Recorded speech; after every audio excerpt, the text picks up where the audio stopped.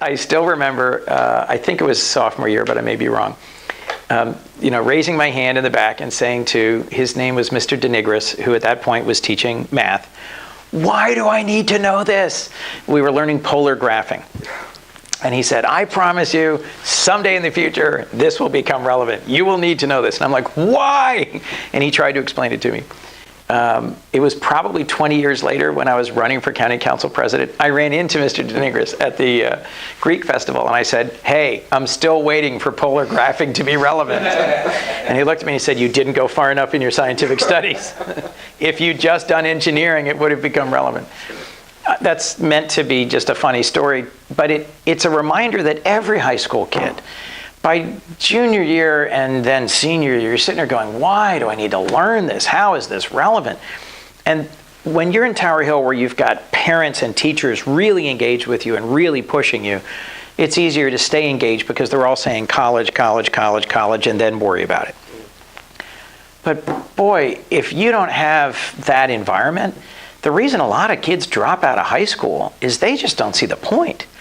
They could be out earning money working, get in a car, being with your girlfriend or boyfriend, starting your life, rather than sitting here in boring classes that don't seem relevant. So this is an issue for Tower Hill and for our high school education system more broadly. The reason VOTEC high schools do so well in Delaware is you are learning a hands-on skill that is clearly directly relevant to a job you're going to start right after high school.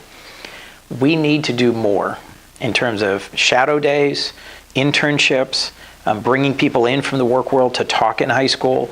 One of the things I enjoyed doing many times over a decade was coming in for an alumni day where a group of Tower Hill alumni would come in and talk about their careers and connect it and say, "Here's why this is relevant." This is when I was working as a lawyer for W.L. Gore & Associates in Newark.